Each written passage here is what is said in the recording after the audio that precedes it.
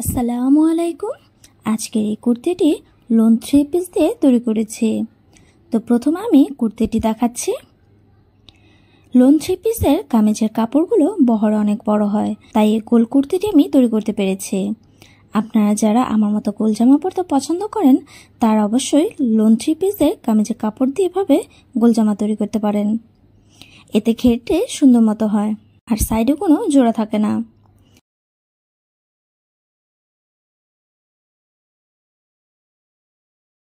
এখানে কুর্তির ঘেরটি রাউন্ড রেখেছি, এতে কুর্তিটি পরলে ঝুলে থাকবে না। ঘেরে 2 লেয়ার করে লেস সেলাই করে নিয়েছি।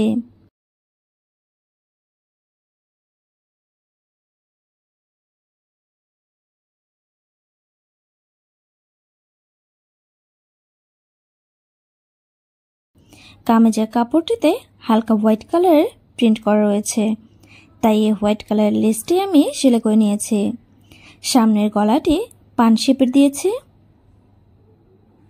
1/2 ইঞ্চি দূরত্ব করে গলাতে আমি লেস সেলাই করেছি।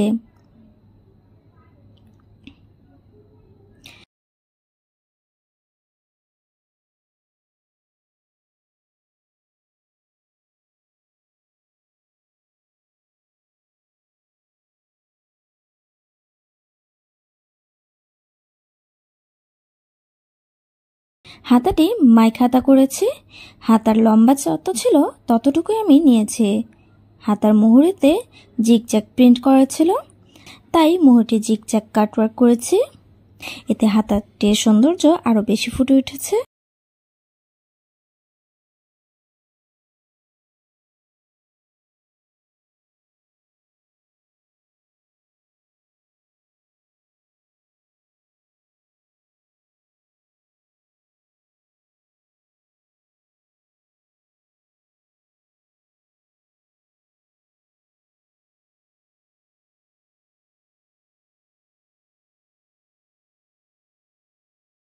পিছন পার্টটি দেখুন, পিছন পার্টের ঘেরেও 2 লেয়ার করে লেস সেলাই করে নিয়েছি।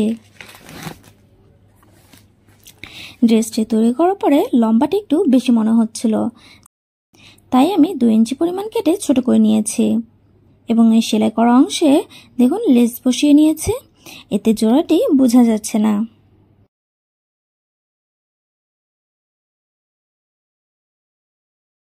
পিছনের গলাটি 2 ইঞ্চি ডিপ রেখে রাউন্ড করে তৈরি করেছি এবং ফিজিং এর সাইড দিয়ে তোরপাই না করে জিগজ্যাগ সেলাই করে নিয়েছি।